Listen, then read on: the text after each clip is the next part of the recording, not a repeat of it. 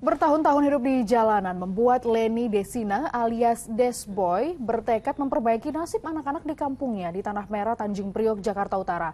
Agar anak-anak tidak turun mencari penghidupan di jalan, Desboy mendirikan Sanggar Sekolah Anak Harapan. Seperti apa kisahnya? Simak sosok berikut. Berpikir kalau gua ada kesempatan gitu kan, tumbuh menjadi lebih baik, gua pengen gak cuman gue yang beruntung dari jalanan, tapi semua anak kalau bisa ini ya, yang ngerasain beruntung seperti gue, punya kesempatan dapat tempat tinggal yang layak, kesempatan dapat makan yang layak, dapat pendidikan.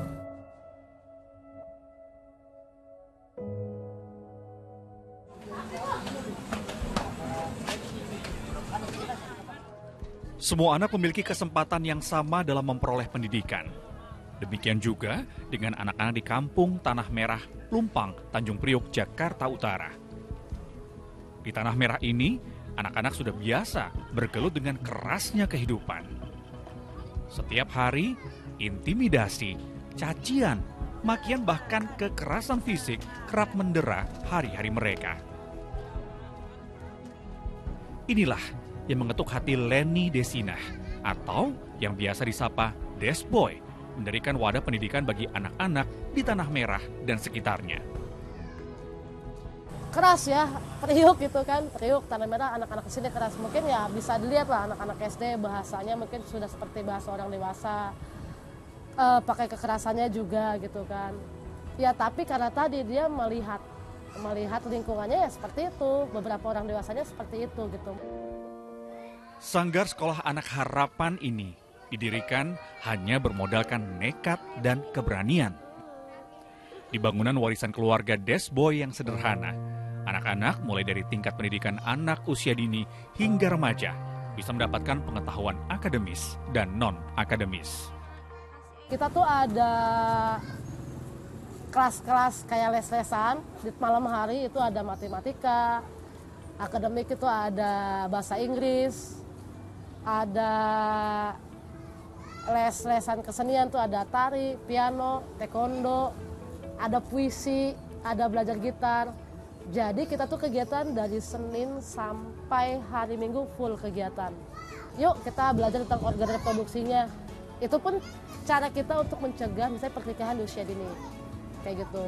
Jadi semua kita kasih jam-jam kegiatan buat beberapa teman-teman, anak-anak dan remaja ini biar mengurangi jatah main di lingkungannya sebenarnya. Jadi kayak ya udah lo di sekolahan atau lo di satu tempat kelas lo belajar gitu. Jadi lupa dengan lingkungan, mungkin akan sedikit berkurang pengaruh lingkungannya.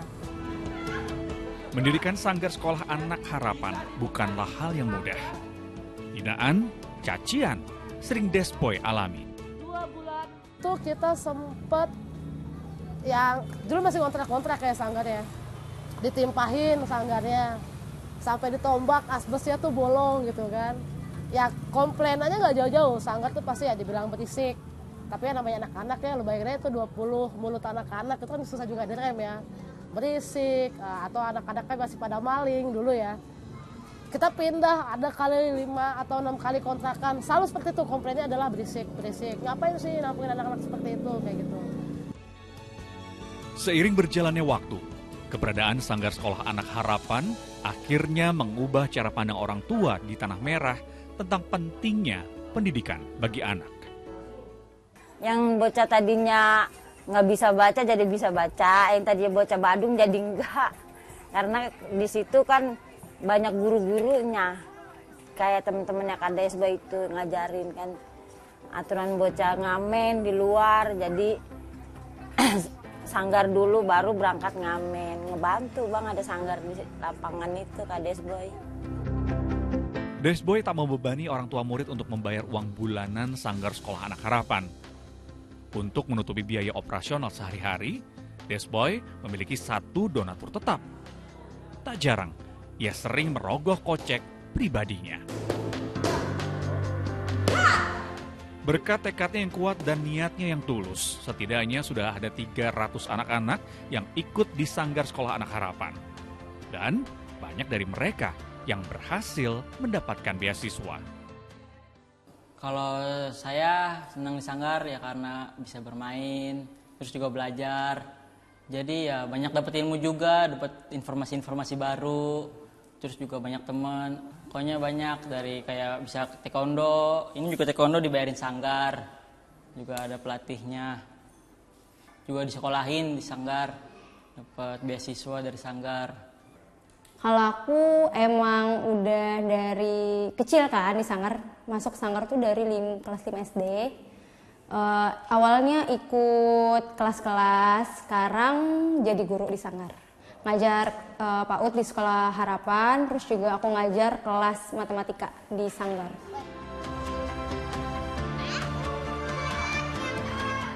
Pendiri sanggar itu kakak gue yang kedua, Desboy. Tapi gue memandang dia menjadi sosok yang lain. Gue tidak memandang hubungan darah di komunitas sendiri ya, di sanggar kayak gitu. Tapi emang gue melihat dia jadi sosok yang sangat merdeka, terutama dari keluarga gue. Maka gue bilang dia menjadi orang yang pertama yang berhasil membangkang dari cara-cara budaya yang ada di keluarga gue kayak gitu. Dan dia berhasil, dan dia membuktikan bahwa dia punya hasil yang lebih daripada orang tua gue. Dia bisa ngebangun ruang yang melindungi banyak orang, dia bisa bangun ruang yang ngasih kesempatan kerja orang, dia bisa bangun ruang yang bikin anak-anaknya bisa sarjana. Itu sesuatu yang sangat luar biasa buat dia. Desboy berharap pengalaman masa mudanya menjadi pelajaran berharga bagi kehidupannya di masa kini. Sehingga tidak ada lagi anak-anak yang tinggal di Tanah Merah menjadi korban eksploitasi orang tua.